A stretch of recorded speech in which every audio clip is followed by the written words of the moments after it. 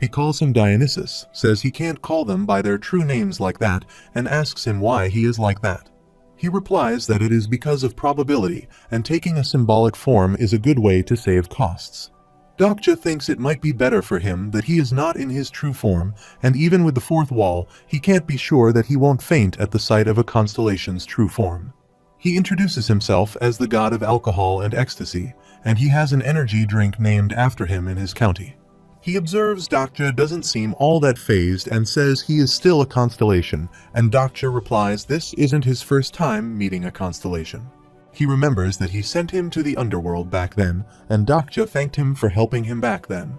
He then states that he has never seen the queen be that nice to anyone, and she tried to protect a mere incarnation against the powerful nebulae, and he asks if they have something among them. Dokja says he is wrong and that he has never met her before. Dokja stares at him, and he asks him not to give him that look because stuff like that doesn't count as taboo in Olympus. He then receives a notification from him that the god of alcohol and ecstasy wants to have him as his lesser constellation. He asks him to join him, and he will bestow him with the story of Bacchus, and he doesn't seem happy with this. The god doesn't like his attitude and says he has just compared him to the stories that Eden and Veda have. He then says he doesn't know what he is getting himself into and asks him what happens when he gets a story like the resurrected Messiah. The condition is that he has to live his entire life as a virgin, and on the contrary, the story of Bacchus is incomparably awesome. He tries to persuade him, saying he has many priestesses and he can party every night with them and supply him with an infinite amount of wine. Dokja thinks it doesn't sound all that enticing. He then tells him about the rumors that he heard from some angel of Eden saying that he might be into men, and he replies that it's fake and he likes women. He asks him why he really came to see him, and he replies that he came to convince him to join him. Dokja asks if this is all he wants from him, and he replies that he is quite quick-witted. He then says he is not there to ask him to join Olympus, and Dokja knows that there is no way that all 12 Olympian gods show up just to get a single incarnation to join them. He gets right to the point and says he doesn't want him to join Olympus. Dokja is shocked by what he just said. The god wet himself because he was startled, and it seemed like other nebulae were out to get him. The horses shout loudly, and God says he will let him off there so he can run the rest of the way, and he will get there in no time if he just follows the cloud path. He asks him to run while he tries to stop them, and once he arrives at the banquet, no nebula can mess with him. He asks him to remember just one thing and asks him not to trust anyone. Dokja wonders if this includes himself, but starts to run away to a side. Nebula attacked his carriage and they destroyed it completely. Dokja runs with his full might, and after some time he reaches the gate of the banquet. A small Dakibai is present, and he tells him he came to join the banquet. And he replies that he wasn't told of an incarnation coming to the banquet alone. He guessed that the carriage of the sun was his pass into the banquet, but he heard a voice from behind where someone asked the Dakibai to let him in. The door opens, and he sees a mischievous face covered in white hair with golden glitter. He is the prisoner of the smallest prison and has been put there to play a trick on the highest level. All those who dared to gaze into his all-seeing eyes would come to a gasp, and he is called the Great Sage, Heaven's Equal. Dokja tries to call him, but he sees many eyes watching him. Everyone asks each other about his identity, and they think he is an incarnation. These are the constellations that are in attendance at the banquet. He thought he could finally hear their true voices, but without the fourth wall, he couldn't even move just because they were looking at him. In this banquet hall, he is the only person who is not a constellation. Suddenly, a Dakibai appears there, asks the constellations to calm themselves, and says it looks like there's been a mistake. He grabs his hand and takes him away from the constellations. After that, he takes him to a hallway and asks why he came there alone. Wily Doctor recognizes him as Bihyung. He asks him about the envoy the queen sent for him and asks why he hasn't come with him. He again asks him about what he is doing there all alone, or if he is looking to get himself killed. He threatens him, saying one wrong move can kill him there, and Dokja knows that the place is full of beings who can kill humans with just their gaze. Bihyung says he will take him to the waiting room where he can rest. There is also a video feed in the waiting room, so he should keep his eyes glued to it. He then takes him to the Incarnation waiting room and asks him not to take his eyes off it. Dokja enters there wondering what it is, for since he didn't know there was a room like this there. Byung says he wasn't the only incarnation to come there, although he is the only one who came alone. As he enters the room, he is shocked to see Young-hyuk there and gets scared to see him. He remembers that the Constellation banquet is mentioned quite a lot in TWSA, and this is the place where Young-hyuk comes to cheat the constellations by using regression, and it was natural that he was on the guest list. He doesn't know who invited him there, but the constellation would line up to be able to associate themselves with him. Several countries are running together this banquet: the Seoul Dome, the Washington Dome, the Moscow Dome, and the New Delhi Dome. He guesses that a presentation is being given by all the domes who made a lot of progress as of late, and it feels like Young-hyuk is his 24th regression. Young-hyuk asks him what he is doing there, and he replies that he has the same reason as him. He then asks him when he is coming back to life, and he replies that he will be alive tomorrow. Young-hyuk tells him that the others are worried about him, and he apologizes to him for that. Everyone is watching the video, which shows the promotion of the mid-level Dakibai as the representative of the low-level Dakibus. Byung gave a speech to thank all the constellations who had listened to his story. Dokja observes this, and this is why he asks him to watch the feed. Byung announces that half of his achievements were possible because of an incarnation who has been rather active in his channel. He wants to deviate half of the honor to that incarnation, and the other half will be dedicated to a child who will born soon. Young-hyuk angrily gets up and asks him about something, but he calmly replies that it is the only way. He asks if he knows what he has done and how it will affect Yuseong's life. Dokja says if she's incarnated as a Dokkabe, at least she won't die a ridiculous death. He says the management center is the safest place until the Starstream goes under. Meanwhile, a woman appears there and asks Dokja about his identity, saying she has heard a lot about him. He didn't expect her to talk to him first, and he shook hands with her and called her name Selena Kim. She asks him if he knows her already, and Dokja says he has also heard about her that she represents America. He uses his personal skills to check her character profile, but it says only the pre-selected information will be displayed for user convenience. Dokja already knows that she is Selena Kim of the Washington Dome, a member of Anna Croft's and one of the 100 strongest people from TWSA. The king of no-killing attribute that he once had was supposed to be hers, and he asks her if Anna Croft is with her. She tells him that she wants to come, and if she had known he would be there, she definitely would have. Dokja is in fact happy that she isn't there because if she were, things would have gotten more complicated. Young-hyuk interrupts them and asks Selena to tell Anna to watch out for herself. She replies that he is just like Anna said. During the last round, Anna Croft betrayed Young-hyuk and must have seen what she did to Young-hyuk through her past sight ability. After that, a girl calls him a weird-looking one from the Korean Dome, and she asks Dokja if he is the representative of Korea. Selena asks her to watch her mouth and says he shouldn't judge someone by their looks alone, and she replies that she was only stating that he looked weird. Dokja asks her about who she is, and he knows that she is the representative of Russia, and he has an idea who she is, but he doesn't want to let her on that he does. She was one of the characters he despised in TWSA, and she is shocked that he doesn't know her and calls herself Iris Vladimirovna Rybizova. Dokja replies he doesn't know her, and Selena says she will introduce them to each other.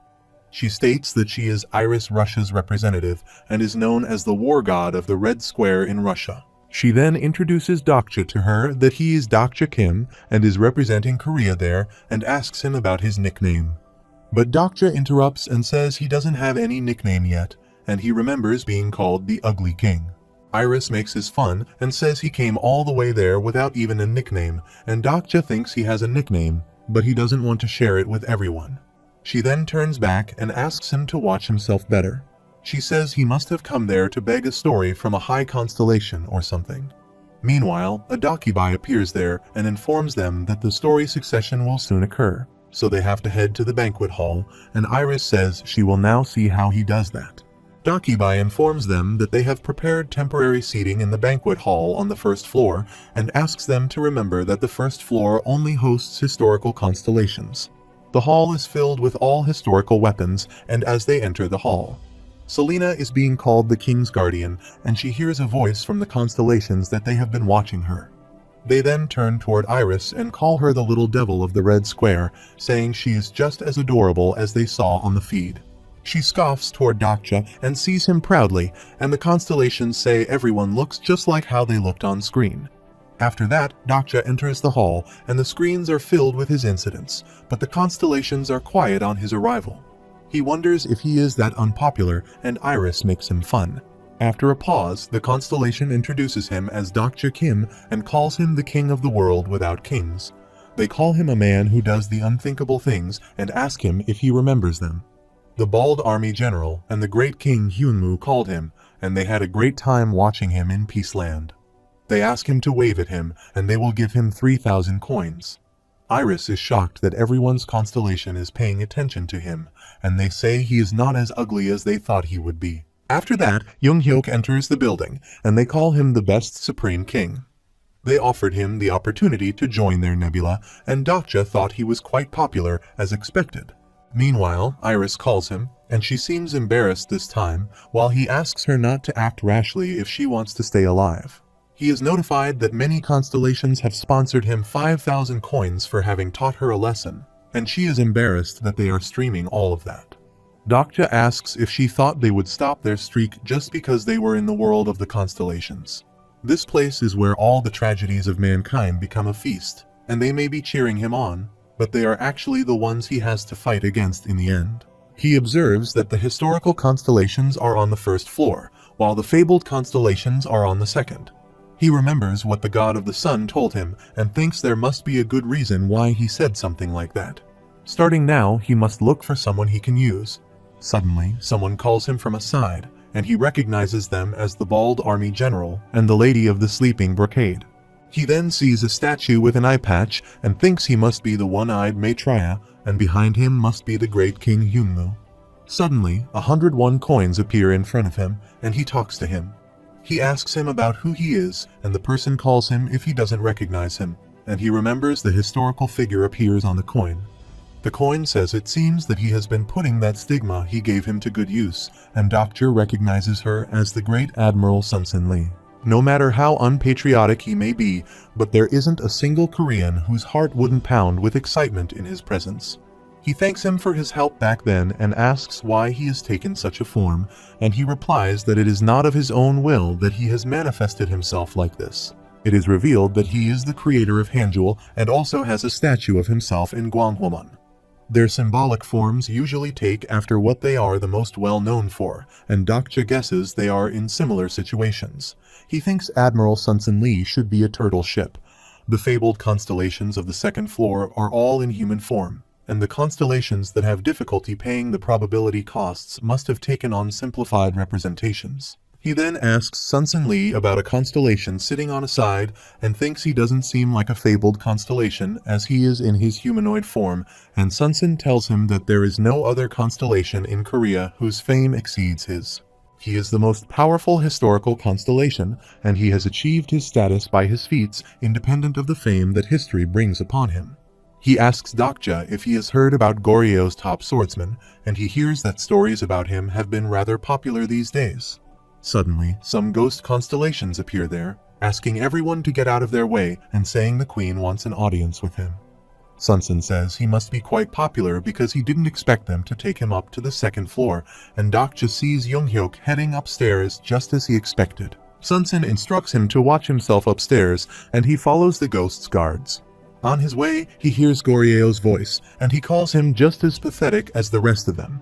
He asks him if he thinks he would grovel at the feet of those on the second floor, while the ghost guards turn back and ask what he meant by this. He replies that he is ready to lay down his life whenever it is called for and is ready to attack them. The ghost asks him not to be proud just because he is on the level of fabled constellations and calls him a parasite living off their fame. Dokja thinks the underworld judges may be on the same level as fabled constellations, but they maintain their status based on Persephone's stories. Meanwhile, Goryeo says he doesn't know what brings them all the way there and angrily asks them not to act out of line because the creation gods of this area have vacated the premises. He is about to attack them when the queen appears there, asks them not to cause unnecessary conflict, and asks Goryeo to learn to keep his manners. She then smiles at Dokja and says they have met after a long time. Dokja thinks she has taken Songha's form again, and she takes him to the hall and says she noticed that he did something pointless while he was in Tartarus. He sees the great sage, heaven's equal, sitting on a sofa and wonders if he has always been like that. He thinks it admirable that he gets the arrangement on the second floor, where Queen offers him to sit at a table with her. To the east is Olympus, and to the west is Veda, and to the north are the constellations of smaller nebulae, like great sage, heaven's equal.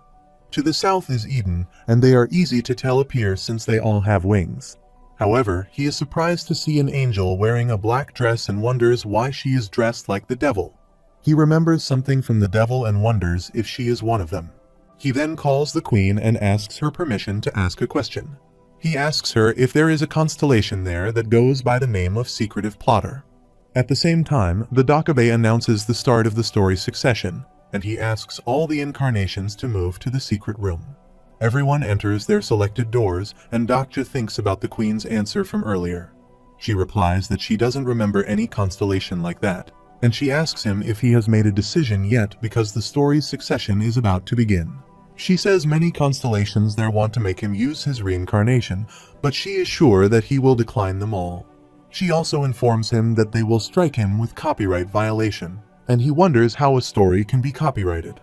Dokja asks her if she is trying to tell him that he should join Olympus, and she replies that she doesn't want this because she hates their guts. Dokja thinks that the Persephone had a hostile relationship with Olympus in TWSA, and there are even constellations of Olympus who hesitate to talk to him since he is with her. To be exact, they are afraid of Hades, and Dokja thinks he ended up being unintentionally protected by the underworld, or perhaps it was lucky that the first fabled constellation he met was Persephone. The process of the story's succession is rather simple, and incarnations secretly make contact with the constellations in their rooms, hear about their conditions, and announce the story in which they decided to succeed on the podium. He goodbyes Young-hyuk when they are about to enter the rooms and closes the door. As he enters the room, he is notified that he has become the room owner for the next hour. The secret room is a place where complete secrecy is guaranteed, even from the star stream, and Dokibus are also unable to know what happens there. The maximum time he can use the secret room is 1 hour, and he remembers what the queen said to him. Whoever he chooses, he will end up making enemies. She asks him to think carefully about whether this is truly a matter of making enemies. He now realizes that it is not really about making enemies, and he is recommended to take as many constellations as possible in the allotted time. He sits at a table, and an old man is already there, saying he chose the blessing of resurrection. He is notified that the constellation, founder of mankind, glares at him, and Dokja thinks India is first up. According to the Indian epic, Manu is the survivor of the Great Flood, and in return for saving the life of one fish, he managed to prepare a boat and set sail to the peak of the Himalayas to avoid the Great Flood. Veda sent him the constellation Manu, who is known as the founder of mankind, to negotiate with him, and Many is known to frequently butt heads with the master of the Ark of Eden over the copyright to this story. This means Manu is the most knowledgeable about copyright claims in the Veda constellation. He asks him why the master of December 25th didn't come, and he replies that he has a lot of better things to do, and all he has to do is give him an answer. He asks him if he will accept the blessing of resurrection or not, and Dokja observes he has decided to take this kind of attitude with him, and the protagonist of the story Mitra isn't even there. Dokja asks him what Veda can offer him if he accepts the blessing of resurrection, and they will have the sun god's blessing. He asks him about the sun god's blessing, and he rudely asks him if he must explain every little detail to him to a lowly mortal like Dokja. Dokja is angry with him and asks if he doesn't think that line is a little too cliché and how long he will look down on them humans when they love the many stories they tell each other. He then uses his authority in the secret room and is notified that the constellation, founder of mankind, will be expelled from the room. The old man is shocked and disappears, and Dokja thinks he has the upper hand. He then calls the next constellation, and a man enters there and asks him to join Olympus. He is notified that the constellation, the one who poked out his eyes, smiles at him. He says Dokja must know about him, and he replies that they always hear about him when they are in college in Korea. He knows that the one who poked out his eyes was King Oedipus, whom they had heard about so much during liberal arts classes. He tells him that he has already heard the proposal from the god of alcohol and ecstasy and asks him if he is there to ask him to become the leader of the Bacchus sect. King Oedipus is surprised that he has approached him, and Dokja doesn't feel good about this. Dokja thinks Persephone is hostile toward Plumpus, and Dionysus tells him not to trust anyone, and neither of them ever asks him to join Olympus. The queen also told him that she wasn't there to make him an offer on behalf of Bacchus, and neither was she there to claim her copyright over the story of resurrection. Dokja thinks it could be that he is the true representative of Olympus, and the king says the story they are offering him is Lightning Carnival. The king says he is also familiar with the story, but Lightning Carnival is a story that belongs to Zeus, one of the big three. The king says the story they are there to offer him is on a different level from the reincarnation stories that other nebulae are offering him. Dokja asks him why he is making him such an offer. He replies that he and the three goddesses of fate have seen a fragment of his fate. He is sure that he will soon gain the qualification to succeed Lightning Carnival, and he could just succeed in his story of blind prophet. But he won't do that since he is already rumored to be a prophet. He leaves the room, asking him to choose for himself, but he will need Olympus soon. He leaves the room. Dokja doesn't understand what fate Oedipus is talking about, but if the three goddesses of fate are involved, what they saw will surely happen to him. He wonders why he is talking about a story of Olympus, of all nebulae. He is thinking about the situation when a lady enters the room, and Dokja says he thought the master of the ark would come, but he came himself. The constellations who have been with him since the beginning of the scenario are the demonic judge of fire, Uriel. She asks him if he is disappointed to see her, and he doesn't realize that Uriel is this cute. She exclaims that she has always wanted to see him and hugs him tightly. Dokja smiles and says he also wants to meet her. He asks her if she has come there to ask him to choose the Messiah's path. She praised him, saying she wanted him to do this because he was very good looking. She asks him if he will accept Eden's story, and he replies that he will have to think about that. She exclaims that their story is best, and the other stories don't even compare. He thinks the Messiah's path is definitely one of the top reincarnation stories, but he tells her that he will lose something important if he chooses that story. She knows that she will end up a eunuch if they choose their story, and Dokja doesn't think this would be enough to convince her. He wonders if his becoming a eunuch is a big problem for Uriel. She tells him that Metatron will ban him from using the internet for a month if he doesn't manage to bring Dokja to their side. She asks him if he can find a different arrangement he can explore. She then asks him not to worry about becoming a eunuch, and they will find a way for him to. Dokja refuses her, saying he doesn't want to be a eunuch, and she says she will make it so that even if he is a eunuch, Dokja uses his authority and calls the next constellation. Many other nebulae visited him after that, and the historical constellations of Korea gave him words of encouragement. He told him that he was their last hope for their world and asked him not to bend his will. But they didn't want him to join any particular nebula. After that, Dokibai announced the result of the succession, and first was America's Selena Kim. She decided to succeed Indomitable Aegis, given by Constellation's last conscience. Dokja already knew she would choose Olympus, and he remembers what the queen asked him earlier if this was a matter of making enemies. He thinks she must have meant that she should make a choice that encompasses all reincarnation stories, that he has more than one life, and that there will be others who want him to succeed in their reincarnation stories the next time around. He thinks he will never give up on their story of being the first reincarnation, and if he directly succeeds in their stories, he will become their subordinate. After all, the relationship between constellations and incarnations isn't fair.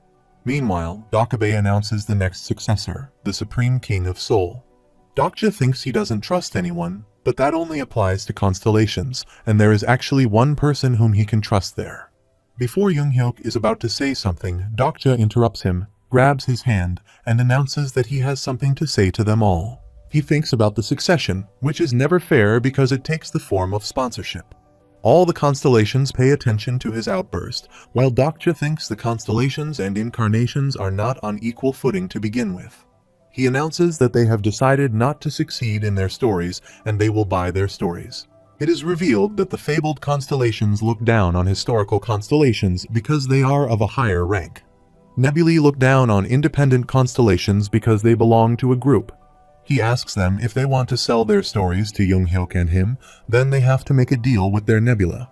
Younghyuk talks to him through Midday Rendezvous and asks what he is doing, and he is surprised because he didn't realize they still had time left on Midday Rendezvous when they got it so long ago. He replies that this isn't the first time something like this happened, and he should be used to it by now. He also exclaims that it's not a bad offer for him, and he knows that he can't succeed in any of the Constellation stories. Young-hyuk is shocked and says there is just no telling how much he knows, and Dokja knows that he doesn't succeed in any stories in the original novel.